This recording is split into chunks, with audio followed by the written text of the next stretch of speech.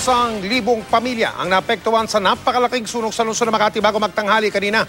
Sa tindi ng usok mula sa sunog ay inilikas pati ang ilang pasyente ng Makati Medical Center na malapit sa pinangyarihan ng sunog. At nakatutok doon live sa mga sandaling ito si Dante Perelio. Dante.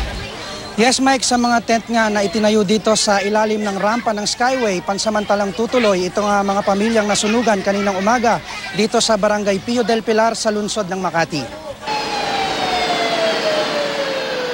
Makapal at maitim na usok na sinabayan pa ng naglalagablab na apoy ang sumalubong sa GMA News Team pagdating sa lugar. Mabilis na kumalat ang apoy. Sabi ng mga bumbero, dikit-dikit daw ang mga bahay dito na gawa sa light materials sa gilid ng estero ng mga informal settlers. Sa laki ng sunog, ang bahay na ito, segundo lang ang itinagal bago tuluyang nilamon ng apoy. Nakarinig rin ng ilang mga pagsabog. Agad na iniakyat sa general alarm ang sunog. Ilang minuto lang mula nang sumiklab ito pasado 10:00 kaninang umaga. Magkakasunod ang pagdating ng mga fire at rescue teams, dahilan para naman mabarahan ang ilang mga kalsada at maapektuhan ang ilang business at commercial establishment sa paligid.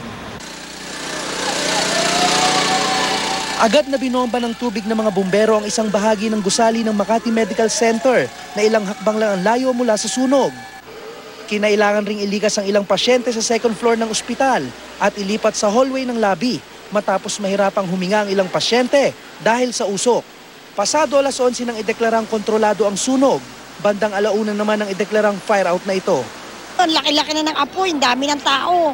Nangalaglag nga yung mga gamit namin, napakapakan.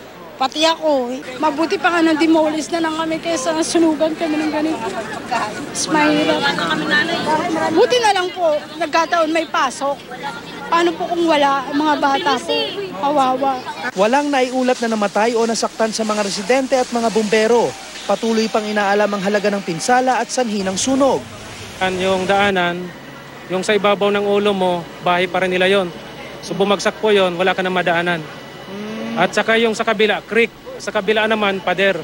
So, pupunta ka dun sa kabila. 15,000 piso naman ang ibibigay na financial assistance ng lokal na pamahalaan sa may-ari ng mga nasunog na bahay at 5,000 piso para sa mga nangungupahan.